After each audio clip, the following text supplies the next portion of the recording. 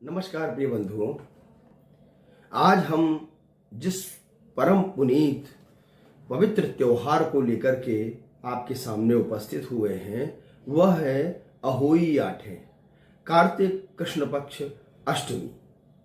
इस बार कार्तिक कृष्ण पक्ष अष्टमी का उदय 13 तारीख को दिन में 12:58 से हो रहा है। 14 तारीख को 11:05 पर इसका पूर्ण हो जाएगा। इसलिए अहोई अष्टमी 13 तारीख को ही पूर्ण रूप से मनाई जाएगी। यह अहोई अष्टमी में कुछ चीजें ऐसी हैं जिनको करने से पूर्ण लाभ मिलता है। अब पहली बात कि यह अहोई अष्टमी मनाई क्यों जाती है? सौभाग्य के लिए है, संतान के लिए है, किस लिए है? अहोई अष्टमी हमारी माताएं बहनें सभी जानती हैं कि संतान की वृद्धि के लिए, यहां तक कि पद्म पुराण में लिखा है कि संतान की प्राप्ति के लिए भी अहोई अष्टमी रहना चाहिए। अब यहां छोटी सी एक कथा आती है कि अरिष्टासुर नाम का जो दानव था, उसके संहार के लिए भगवान ने जब उसका संहार कर दिया, वह धेनु के रूप में था, तो भगवान को गौ हत्या का अपराध लगा। भगवान को गौ हत्या का अपराध लगने के उपरांत भगवान ने बांसुरी को पृथ्वी पर प्रहार करके उस बांसुरी के प्रहार से एक कुंड बनाया। वहीं राधा जी ने अपने कंगन को पृथ्वी पर प्रहार करके एक कुंड का निर्माण किया।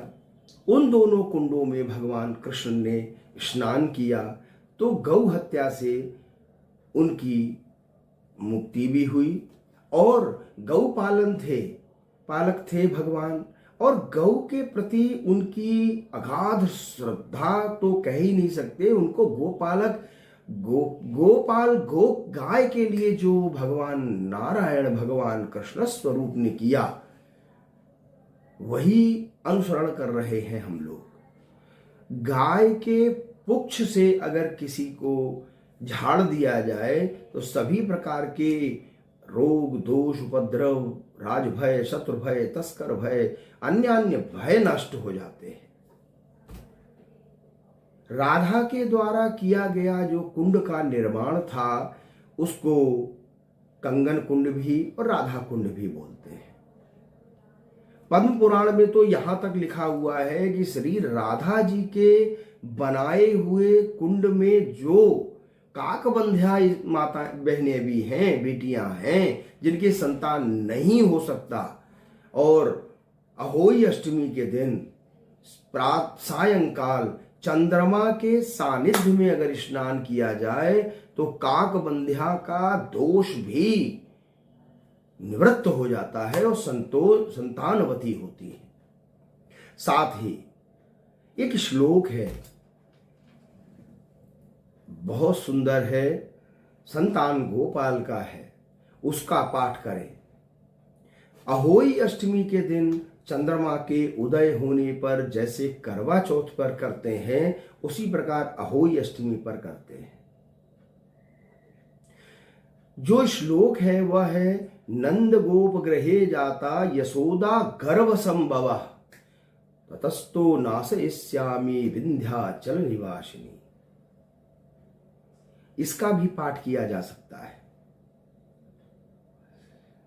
साथ ही माताएं बहनें चंद्रमा को अर्घ देने के बाद अपने संतान की, इसमें संतान के प्रति जो किया गया व्रत है, वह संतान को विद्या, बुद्धि, ऐश्वर्य, सुख, स्वदेश, परदेश और सभी प्रकार से लाभ की प्राप्ति कराता ही है। जिन माताओं बहनों को संतान के लिए या संतान की सुरक्षा के लिए इस समय जो व्रत नहीं भी रह सकती हैं, और जिनके यहाँ यह व्रत नहीं रहा जा सकता है वह भी, और अगर गर्भवती हैं, भगवान की कृपा है, नंद नंदन गोपाल की कृपा है, गर्भस्थ शिशु, कन्या, पुत्र, ये सब मैं नहीं मानता, जो भी है उसकी सुरक्षा के लिए देवकी सुत गोविंद वासुदेव जगतपते देहि में तनयम कृष्ण त्वामहम शरणम गतः, इसका अगर निरंतर पाठ करें अहोई अष्टमी के दिन, तो संतान की, जो गर्भस्थ संतान की स्थिति है या जो संतान को चाहते हैं, उन सब के लिए यह दिन परम पुनीत है। वर्ष में केवल एक ही ऐसा दिन है,